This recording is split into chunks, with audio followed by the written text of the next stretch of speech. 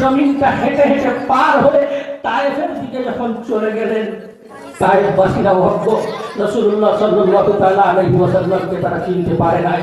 তায়েফবাসীরা যখন ওই কচি কাঁচা বাচ্চাগুলোকে লেলিয়ে দিয়ে বলল, ওরে তায়েফের বাচ্চারা, তোদের কাছে এমন একটা মানুষ আসছে, তাকে তোরা পাথর দিয়ে মারতে থাকবি, পাথর মেরে মেরে তাকে রক্তাক্ত করে দিবি। তায়েফের কচি কাঁচা বাচ্চারা তারা নবী মুহাম্মদুর রাসূলুল্লাহকে চিনতে পারলো না, পাথর দিয়ে মারতে মারতে নবী পাক সাল্লাল্লাহু আলাইহি ওয়াসাল্লামকে রক্তাক্ত করে দিয়েছে। নবী পাক সাল্লাল্লাহু আলাইহি ওয়াসাল্লামের চোখগুলো ধোঁয়া হয়ে এসেছে, রক্ত বেয়ে বেয়ে পা দিয়ে যখন রক্ত চলে যাচ্ছে, চপ্পল মুবারক পর্যন্ত রক্তে রঞ্জিত হয়ে চিটিয়ে গেছে। নবী পাক সাল্লাল্লাহু আলাইহি ওয়াসাল্লাম পথের ধারে বসে গেছে। তখন আবু জেহেল ডাক দিয়ে বলেছিল, আরে আব্দুল্লাহ ছেলে মুহাম্মদ, তুই কি মরার জায়গা পেলি না? মক্কায় তুই তায়েফে এলি, তোর লাশটা কে তুলে নিয়ে যাবে তুই যদি এইখানেতে মারা যাস? আমার আল্লাহ রাব্বুল আলামিন তখন ফেরেশতাকে পাঠিয়ে বললেন, ও আমার ফেরেশতা জিবরাইল, তুমি যাও আমার হাবিবকে গিয়ে বলো, হাবিব আজকে তুমি তায়েফের জমিনে যেটা চাইলে আমি আল্লাহ রাব্বুল আলামিন আসমানে সেটাই ফয়সালা করব। নবী পাক সাল্লাল্লাহু আলাইহি ওয়াসাল্লাম তখন ফেরেশতাকে বললেন, ও ভাই ফেরেশতা, আমার আল্লাহ কি এই কথা বলেছে?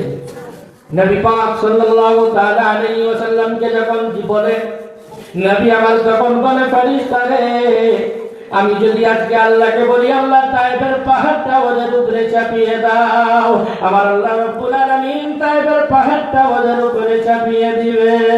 কিন্তু আমি কালকে কাকে দিয়ে বলবো? বলো লা ইলাহা ইল্লাল্লাহ।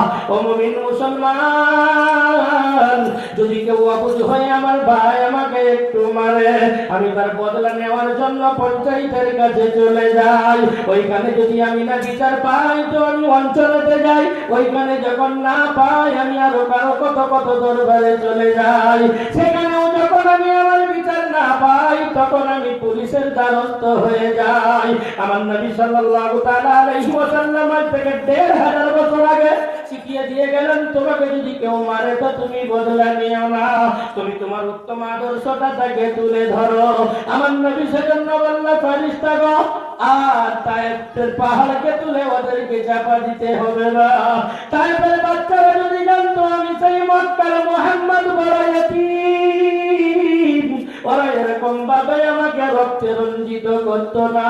ও আল্লাহ, তায়েফবাসীকে তুমি হেদায়েত দিয়ে দাও। ও ভাই ফেরেশতা, এমন একদিন আসবে ওরা ঈমান আনবে, কালমা পড়বে, তখন তো ইসলামের জন্য ভুলবালা হয়ে যাবে। আমার নবী সাল্লাল্লাহু তাআলা আলাইহি ওয়াসাল্লাম চলে এলেন।